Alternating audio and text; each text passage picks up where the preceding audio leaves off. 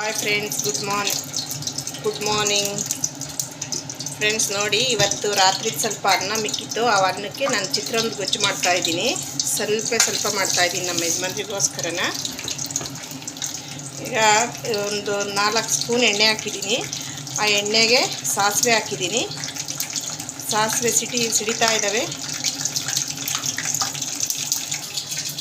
ಈಗ ಜೀರಿಗೆ ಹಾಕ್ತಾಯಿದ್ದೀನಿ ಫ್ರೆಂಡ್ಸ್. ಅದಕ್ಕೆ ಕಡಲೆ ಬೀಜ ಹಾಕ್ತಾಯಿದ್ದೀನಿ.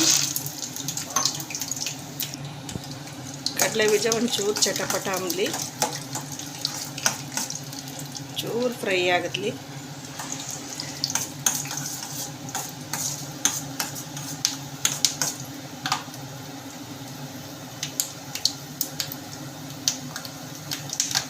ಅದಕ್ಕೆ ಹಸಿಮೆಣಸಿನ್ಕಾಯಿ ಹಾಕ್ತಾಯಿದ್ದೀನಿ.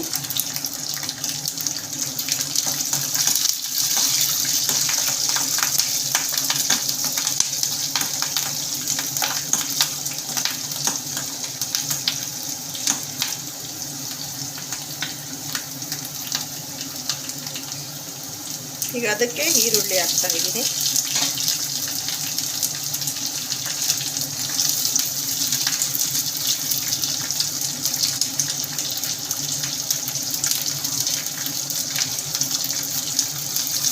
ಈರುಳ್ಳಿ ಸ್ವಲ್ಪ ಹೊತ್ತು ಎಣ್ಣೆ ಫ್ರೈ ಆಗಬೇಕಷ್ಟೇ ಫ್ರೆಂಡ್ಸ್.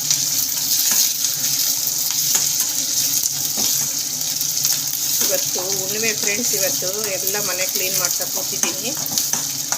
ಲೇಟ್ ಆಗಿಬಿಟ್ಟು ನಮ್ಮ ಯಜಮಾನ್ರಿಗೆ ಅರ್ಜೆಂಟ್ ಆಗಿದೆ. ಹಾಗಾಗಿ ಏನು ಟಿಫನ್ ಮಾಡೋಕ್ಕಾಗಲಿಲ್ಲ.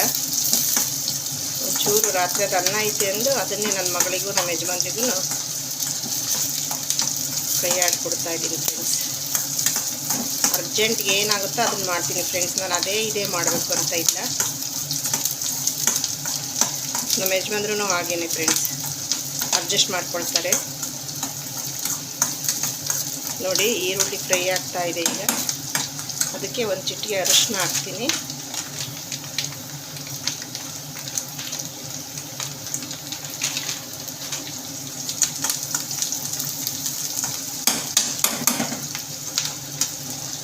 ಈಗ ರುಚಿಗೆ ತಕ್ಕಷ್ಟು ಉಪ್ಪು ಹಾಕ್ತೀನಿ.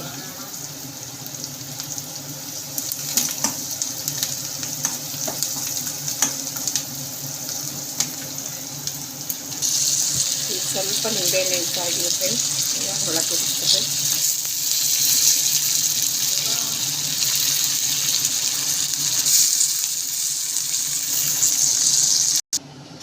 ಚಿತ್ರಾನ್ನ ನೋಡಿ ಫ್ರೆಂಡ್ಸ್, ಹಾಗೆ ಹೋಯ್ತು. ಫ್ರೈ ಆಗ್ತಾ ಇದ್ದೀನಿ.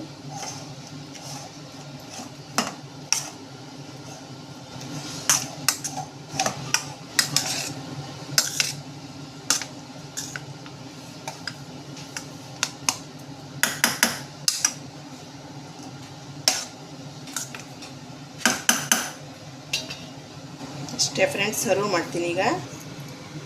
ನೋಡಿ ಫ್ರೆಂಡ್ಸ್, ಚಿತ್ರಾನ್ನ ಎಷ್ಟು ಬೇಗ ರೆಡಿ ಆಗುತ್ತೆ.